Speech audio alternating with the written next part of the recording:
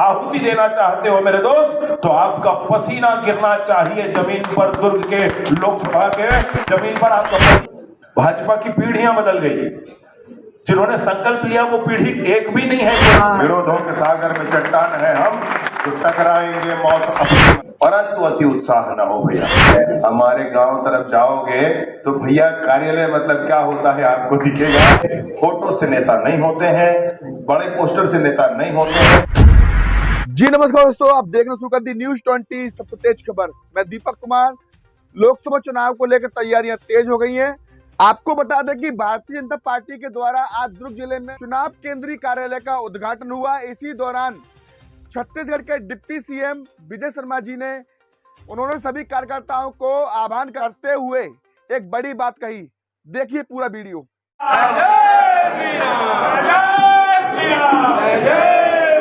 युवा मोर्चा जिंदाबाद, जिंदाबाद जिंदाबाद। बोले भारत माता की जय। दुर्ग लोकसभा के कार्यालय के उद्घाटन पर जो जोश, जो जुनून भाई बीच मत साथियों में दिखता है, ये आने वाले शुभ संकेत को बताने वाला है। मैं निसंदेह ये कहना चाहता हूँ, आदरणीय विजय भैया ने कहा कि ये वो स्थान है जहां से आपने इतिहास गढ़ा है और आज फिर से वहीं से शुरुआत है। वही उत्साह है। कभी थे अकेले, हुए आज इतने, नहीं तब डरे थे, भला अब डरेंगे। विरोधों के सागर में चट्टान है हम, तो टकराएंगे मौत अपनी मरेंगे। तब की स्थिति क्या थी सब जानते हैं, और अब की स्थिति क्या है सब जानते हैं।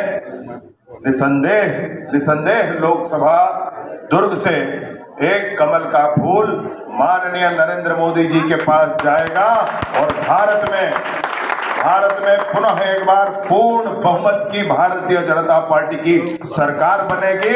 इसमें कोई संशय नहीं है मेरे दोस्त। आप सभी साथियों से निवेदन है, उत्साह बहुत अच्छा है, परंतु अति उत्साह ना हो भैया, अति उत्साह ना हो। बहुत बड़े लोग हैं, बहुत सारे संख्या है, बहुत बड़ी संख्या है, परंतु अनुशासन नहीं है तो क्या वो सेना मानी जाएगी? ताकत किसमें है, बड़ी संख्या में कि अनुशासन में? हमको ध्यान रखना पड़ेगा, हमको थोड़ा सा इस विषय का ध्यान रखना पड़ेगा। और आपका ये कार्यालय तो मैं पूछ रहा था, अभी बता रहे थे कि इतना बड़ा हॉल, ये झूमर उमर लगा है और ऊपर 6-7 कमरे हैं बड़े बड़े बता रहे थे, और केबिन वेबिन है, एसी वेसी लगा है। लोकसभा का चुनाव का कार्यालय ऐसा होता है।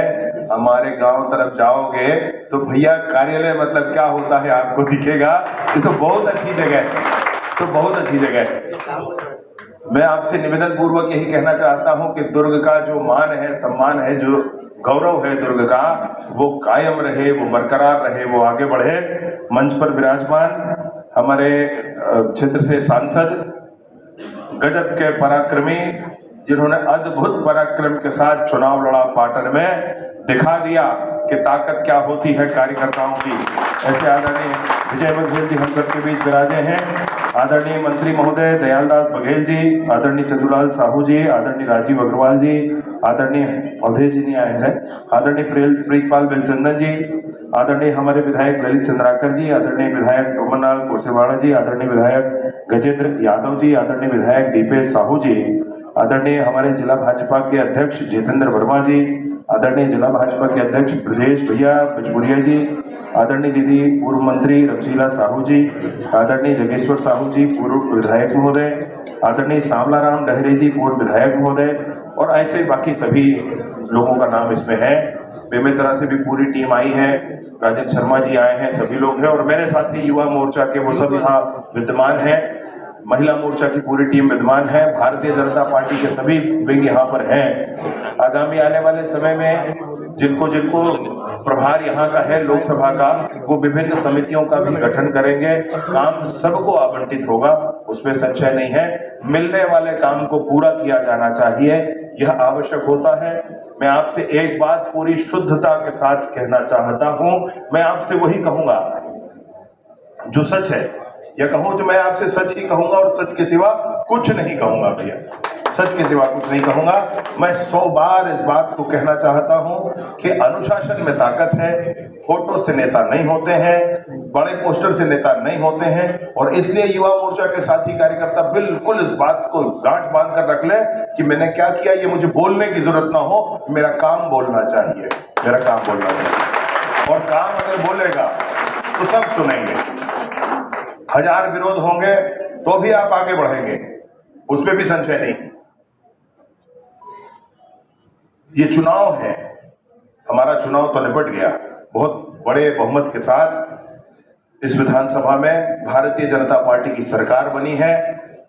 भारतीय जनता पार्टी और छत्तीसगढ़ के संदर्भ में कहा जाता था कि छत्तीसगढ़ में कुछ ऐसे कांग्रेस का गढ़ है रहा है, और यहाँ जब थर्ड फ्रंट होता है, जब वोट कटिंग हो जाती है, तब भाजपा की सरकार बनती है।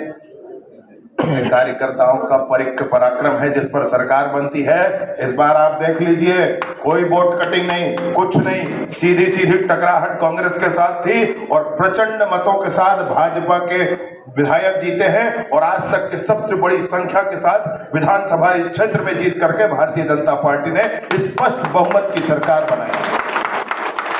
कहां भैया, कहां का तिकड़म, कहां का तिकड़म, कहां की ऐसी बात की वोट कटिंग होगी तो भाजपा आएगी किसी की दया पर? ना ना, भाजपा किसी की दया पर नहीं, अपने कार्यकर्ताओं के पसीने पर, अपने कार्यकर्ताओं के ताकत पर आती है। ये बिल्कुल निर्धारित हो गया, भाजपा है मतलब कार्यकर्ताओं की ताकत। और इस बार मैं आपसे निवेदन पूर्वक कहना चाहता हूं कि हमारा आपका चुनाव तो संपन्न हुआ, हमारा आपका चुनाव संपन्न हुआ, आने वाला चुनाव मोदी जी का चुनाव है, मोदी जी का चुनाव भैया। कोई एक लेस मात्र भी संशय न हो, आज से चुनाव का डिक्लेरेशन होगा, कोई नामांकन भरेगा, किसी का नाम आगे आएगा, इन पछड़ों में नहीं पड़ना है। माननीय सांसद महोदय ने आपसे बहुत स्पष्ट कहा है, बहुत स्पष्ट कहा है, इन पछड़ों में नहीं पड़ना है। हमारे लिए चुनाव आज से शुरू हो गया, आज से शुरू हो गया। घर घर में संपर्क हम आज से शुरू करते हैं, घर घर में संपर्क शुरू करते हैं। जो योजना इस कार्यालय से बनती है, उस योजना के आधार पर हमारा क्रियान्वयन प्रारंभ हो जाएगा। मोदी जी के चुनाव के लिए मेरा पसीना बहना चाहिए भैया, इतना ध्यान रख लेना आप। मोदी जी के चुनाव के कारण के लिए मेरा पसीना बहना चाहिए। इस देश में ऐसे सामर्थ्यवान सरकार को पूर्ण बहुमत के लिए बिठाने के लिए मेरा पसीना बहना चाहिए। वही इस यज्ञ में मेरी आहुति है, वही इस यज्ञ में मेरी आहुति है। देश में मोदी जी की सरकार जरूरी है, देश में मोदी जी की सरकार जरूरी है। कंठ कितने बार सूखे भैया आपके, 370 धोखा है, कश्मीर बचा लो मौका है, ये चिल्लाते चिल्लाते धूप में कितनी बार कंठ सूखे हैं आपके। 1952 में जिस संकल्प को लिया गया था, आज जाकर 2019 में 370 कश्मीर से हटा है। 70 साल लगभग लग गए, पूरी भाजपा की पीढ़ी बदल गई, भाजपा की पीढ़ियां बदल गई। जिन्होंने संकल्प लिया वो पीढ़ी एक भी नहीं है, कोई बीच की पीढ़ी भी नहीं है, आज की पीढ़ी है। हर बार हम अपने कार्यालयों में जाकर के जब भी भारत माता की पूजा करते थे, हम चिल्लाते थे 370 धोखा है, कश्मीर बचा लो मौका है, हम चिल्लाया करते थे। वो सिर्फ नारा नहीं था, वो हमारा संकल्प था। हर बार हम अपने संकल्प को दोहराते थे अपने कार्यालय में बैठ करके। और देख ले, पीढ़ियां बदल गई परंतु हमारी पार्टी का संकल्प नहीं बदला। हमने आज जाकर के अपना संकल्प पूरा किया है। हर बार भारतीय जनता पार्टी की घोषणा पत्र में हुआ करता था कि हम राम मंदिर वही बनाएंगे, हम राम मंदिर वही बनाएंगे। पीढ़ियां बदली, भाजपा की पीढ़ियां बदली, संकल्प नहीं बदला, कभी संकल्प नहीं बदला। और उस संकल्प को भी भाजपा के कार्यकर्ताओं ने पूरा करके दिखाया है, उस संकल्प को भी भाजपा के कार्यकर्ताओं। मैं आपसे कहना चाहता हूं कि वो पार्टी जो कोई संकल्प ले और पीढ़ियों की दूरी तय करके भी उस संकल्प को पूरा कर दे, ऐसी पार्टी के कार्यकर्ता हम हैं साथी, ऐसी पार्टी के कार्यकर्ता हम हैं। कोई बड़ी गाड़ी में घूम रहा है, कोई लाल बत्ती की गाड़ी में घूम रहा है, अरे भूल जाओ उन बातों को, उससे कुछ नहीं होता भैया, उससे कुछ नहीं होता। मैंने कितनी मेहनत से, कितनी मशक्कत से अपनी पार्टी के लिए काम किया है, वही आपका माना जाएगा, उसी पर आपका आकलन होगा। और ये जो आने जानी चीजें हैं, सदन में खड़े होकर के अटल बिहारी वाजपेयी जी कहते हैं कि पार्टियां बनेंगी, बिगड़ेंगी, सरकारें आएंगी जाएंगी, देश का लोकतंत्र अमर होना चाहिए। तो सरकारें, पार्टियां, ये सारी बातें दूर की हैं। मसला सिर्फ एक है कि तेरा वैभव अमर रहे मां, हम दिन चार रहे न रहे। मेरे दोस्त, मैं आपसे कहना ये चाहता हूं कि हमारी वो पार्टी जिसने पीढ़ियों की दूरी तय करके इतने सारे काम किए हैं, उसको और कुछ काम करने बाकी हैं, अभी उसको और कुछ काम करने बाकी हैं। और उन कामों को आप भी चाहते हो कि देश में हो, मैं भी चाहता हूं कि देश में हो।